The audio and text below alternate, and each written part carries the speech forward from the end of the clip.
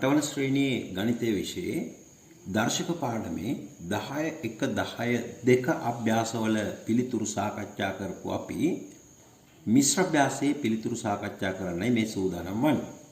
පළවෙනි ගණනේ අපිට කියන්නේ පහත දැක්වෙන එක් එක් බලවල ගුණිතය ගුණිතයක බලයක් ලෙස දක්වන්න.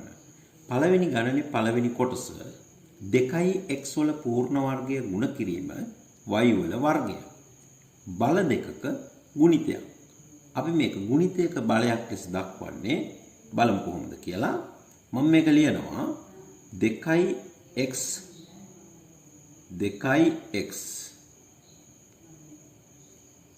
ගුණ කිරීම 2x ගුණ කිරීම 2x කියලා. ඒ වගේම ගුණ කිරීම y වර්ගය. එතකොට අපිට ලියන්න පුළුවන් මේක 2 ගුණ කිරීම 2 කියන්නේ 2 වර්ගය x වර්ගය y වර්ගය. 2 වර්ගය x වර්ගය y වර්ගය. දැන් අපිට මේ තියෙන පොදු බලය පිටට දාලා ලියන්න පුළුවන් 2xy වල පූර්ණ වර්ගය. 2xy වල පූර්ණ වර්ගය. තවත් විදිහකට අපිට හිතුවොත් මෙන්න මේ දෙවෙනි පේලිය නැතුව කෙලින්ම අපිට ලියන්න තුන 2 වර්ගය x වර්ගය y වර්ගය. මේ හැමෝටම අයිති පොදු වර්ගය පිටට අරගෙන 2xy කියන ගුණිතයේ වර්ගයක් හැටියට ලියන්න පුළුවන්. අපි දෙවෙනි කොටස බලමු. එහෙනම් මම කෙටි ක්‍රමෙන් කරනවා 3a වල පූර්ණ වර්ගය ගුණ කිරීම b වර්ගය. එහෙනම් 3a ගුණ කිරීම b වල පූර්ණ වර්ගය වඩා ලස්සනයි 3ab වල පූර්ණ වර්ගය.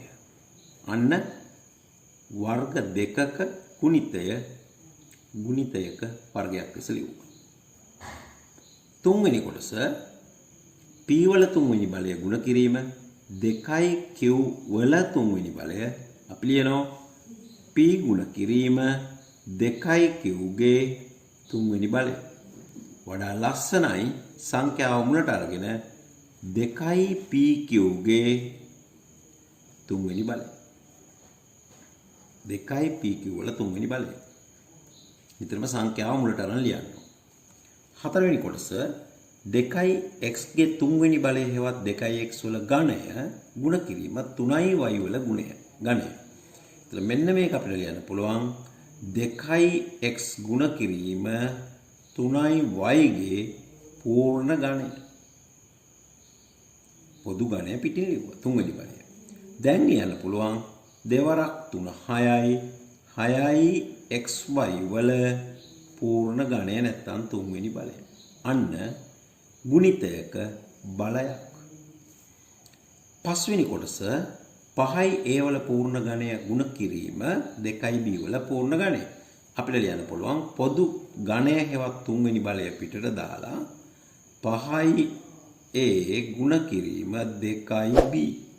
එහෙනම් අපිට ලියන්න පුළුවන් 5 වරක් 2 10යි a b වල තුන්වෙනි බලය. a b වල ඝනය. 6 වෙනි කොටස a වල තුන්වෙනි බලය 2යි b වල තුන්වෙනි බලය c වල තුන්වෙනි බලය. අපිට ලියන්න පුළුවන් තුන්වෙනි බලය පිටට a ගුණ කිරීම 2යි b ගුණ කිරීම c වල තුන්වෙනි බලය. තුන්වෙනි බලය. ඒක දැන් ලියන්න පුළුවන් සංඛ්‍යාව මුලට අරගෙන 2යි a b c වල තුන්වෙනි බලය.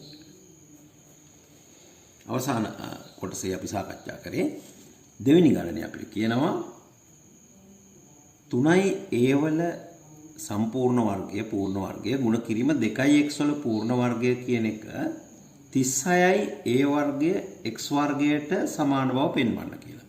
ඉතින් අපිට පුළුවන් හරිම පහසුවෙන් මේක ලියන්න පුළුවන් 3යි a ගුණ කිරීම 2යි x වල පූර්ණ වර්ගය. දැන් 3 වරක් 2 6යි ax වල පූර්ණ වර්ගය. එතකොට අපි දන්නවා 6 වර්ගය 36යි a වල වර්ගය a වර්ගය x වල වර්ගය x වර්ගය. එක ක්‍රමයක් ওই විදිහට මේ තුලින් මේක ලැබෙන බව පෙන්වන්න පුළුවන්. තව ක්‍රමයක් අපිට පුළුවන් 3යි a වල පූර්ණ වර්ගය කියන්නේ 3යි a ගුණ කිරීම 3යි ගුණ කිරීම 2යි x වල පූර්ණ වර්ගය කියන්නේ 2යි x ගුණ කිරීම 2යි x. එතකොට මේ ටික ගුණ කරොත් 3 වරක් 3 9යි 9 වරක් 2 18යි 18 වරක් 2 36යි a වලින් a වර්ගය x වලින් x වර්ගය. ඒ විදිහට පුළුවන් අපිට මේ තුලින් 36 a වර්ග x වර්ග අරගෙන පෙන්නන්න. තුන්වෙනි ගණන 2 තුන්වෙනි බලය ඍණ 10 පළවෙනි බලය ඍණ 1 10 වෙනි බලය 3 දෙවෙනි බලය. ආරෝහණ පිළිවෙලට සකස් කරලා ලියන්න. අපි මේවයි වටිනාකම් බලමු. 2 තුන්වෙනි බලය කියන්නේ 2 තුන්වෙනි බලය කියන්නේ 2 ගුණ කිරීම 2 ගුණ කිරීම 2. දෙවරක් 2 4යි 4 වරක් 2 8යි. ඍණ 10 පළවෙනි බලය කියන්නේ ඍණ 10යි. ඍණ 10යි. ඍණ 1 10 වෙනි බලය කියන්නේ එක කී වතාවක් ගුණ කරත් එකයි. එක් වරක් 1 එකයි, එක් වරක් 1 එක් වරක් 1 එකයි. නමුත් මේ ඍණ සංඛ්‍යාව ඉරට්ට වාර ගණනක් ගුණ කරොත් ඔබ දන්නවා ධනාගයක් ලැබෙනවා. එහෙනම් එක කී සැරයක් ගුණ කරත් එකයි. ඍණ 1 ඔත්තේ වාර ගණනක් ගුණ කරොත් ඍණ 1යි. ඉරට්ටේ බලයක් නිසා 10 මේකයගේ ධන 1යි. 3 දෙවෙනි බලය අපි දන්නවා පහසුවෙන්ම 9යි. 3 වරක් 3 9යි. දැන් අපිට කියන්නේ මේක ආරෝහණ පිළිවෙලට. ආරෝහණ පිළිවෙලට සකස් කරොත් වටිනාකම අඩුම එක තමයි ඍණ 10. ඊළඟට වටිනාකම අඩු එක තමයි 1. ඊළඟට 8, ඊළඟට 9. කවුද ඍණ 10 කිව්වේ?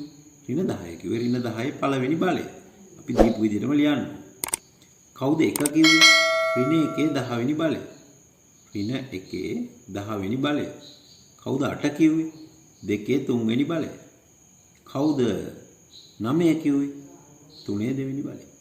එහෙනම් මෙන්න මේක තමයි අපේ ආරෝහණ පිළිවෙල. ඒකෙම දෙවෙනි කොටස බලමු. ඍණ 2 4 වෙනි බලය කියන්නේ ඍණ 2 ගුණ කිරීම ඍණ 2 ගුණ කිරීම ඍණ 2 ගුණ කිරීම ඍණ 2 ඍණ 2 ගුණ කිරීම ඍණ 2 ඍණ 2 ඒවා 4ක්. එතකොට ඍණ සංඛ්‍යා 4ක් ගුණ වෙනකොට උත්තරය ධන. ඍණයි ඍණයි ධන. ඒ ධනයි මේ ඍණයි ඍණ ඍණයි ඍණයි ධන. දෙවරක් 2 4යි. 4 වරක් 2 8යි. 8 වරක් 2 16යි. ඍණ 2 පස්වෙනි බලය කියන්නේ එහෙනම් ඍණ 2 පස් වාරයක් ගුණ කරොත් ලැබෙන පිළිතුර. අපි ඒක ගුණ කරන්නේ නැතුව හිතමු මෙහෙම. ඍණ 2 4වෙනි බලය 16යි. ඒ 16 නැවත ගුණ වෙන්න ඕන ඍණ 2කින්. එතකොට ඍණ 2 පස්වෙනි බලයක් ඉන්නේ 4 සැරයක් ගුණ කරොත් 16යි. නැවත ඍණ 2කින් ගුණ කරොත් අපිට පේනවා ධනයි ඍණයි ඍණ 32 16 වරක් 2 32යි. ඍණ 1 4වෙනි බලය අපි මීට කලිනුත් කිව්වා එක කී සැරයක් ගුණ කරත් 1යි. ඍණ 1 ඉරට්ටේ බලයක් නිසා මේකේ උත්තරය ධනාගයක්. එහෙනම් ධන 1යි. ඍණ 1 පස්වෙනි බලය ඍණ 1 එක කී සැරයක් ගුණ කරත් 1යි. හැබැයි බලය ඔත්තේ නිසා ඍණාගයක්. දැන් අපිට පේනවා අඩුමගිය අපිට ආරෝහණ පිළිවෙලට සකස් කරන්න කියලා තියෙන්නේ. එහෙනම් පුංචි මේක ඍණ 32 ඊළඟ එක ඍණ 1 ඊළඟ එක ධන 1 ඊළඟ එක 16. එහෙනම් ආරෝහණ පිළිවෙලට අපි සකස් කරා පුංචි එකේද ලොකු එක. කවුද මේ ඍණ 32 කිව්වේ? ඍණ 2 5. කවුද මේ ඍණ 1 කිව්වේ? ඍණ 1 5. කවුද මේ 1 කිව්වේ? ඍණ 1 4. 16 ආවේ ඍණ 2 4. ඔන්න අපි ඒවා ආරෝහණ පිළිවෙලට සකස් කරා. අවසාන ගණන a යනු ඍණ නිකිලයක් නම් a වල දෙවෙනි බලය විශාලයි a වල තුන්වෙනි බලය බව පෙන්වන්න.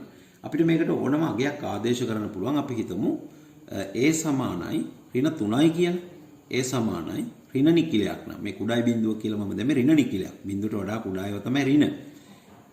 a සමානයි ඍණ 3 නම් අපි දන්නවා a දෙවෙනි බලය කියන්නේ ඍණ 3 දෙවෙනි බලය. ඍණ 3 දෙවෙනි බලය කියන්නේ ඍණ 3 ගුණ කිරීම ඍණ 3. ඍණයි ඍණයි ගුණ කරනකොට ධන 3 වරක් 3 9. එහෙනම් ඒ තුන්වෙනි බලය කියන්නේ ඍණ 3 තුන්වෙනි බලය. ඒ කියන්නේ ඍණ 3 ගුණ කිරීම ඍණ 3 ගුණ කිරීම ඍණ 3. ඍණ සංඛ්‍යාව 3ක් ගුණ කරනකොට පිළිතුර ඍණ. ඔත්තේ වාර ගණනක් ඍණ සංඛ්‍යාවක් ගුණ වෙනකොට පිළිතුර ඍණ. බලමු ඕන ඍණයි ගුණ කරොත් ගන්න ධනයි ඍණයි ඍණ. 3 වරක් 3 9යි 9 වරක් 3 27යි.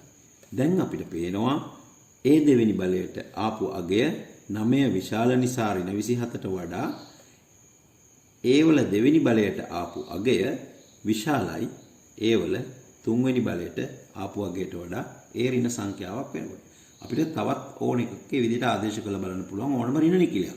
නැත්නම් අපිට තර්ක කරන්නත් පුළුවන් මේ විදිහට. ඒ ඍණ සංඛ්‍යාවක් නම් ඒ දෙවෙනි බලය ධන සංඛ්‍යාවක් වේ. ඒ දෙවෙනි බලය ධන සංඛ්‍යාවක් වේ. ඒ ඍණ සංඛ්‍යාවක් නම් ඒ තුන්වෙනි බලය ඍණ සංඛ්‍යාවක් වේ.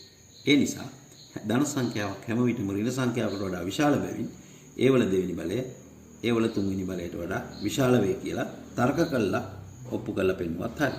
ඒ දේ පුතේ අපි සාකච්ඡා කරේ ඔබේ 10 වෙනි පාඩමේ දර්ශක පාඩමේ අවසාන අභ්‍යාසය මිශ්‍ර අභ්‍යාසය.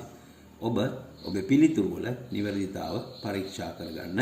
වැරදි තියෙනවා නම් ඒවා නිවැරදි කරගන්න.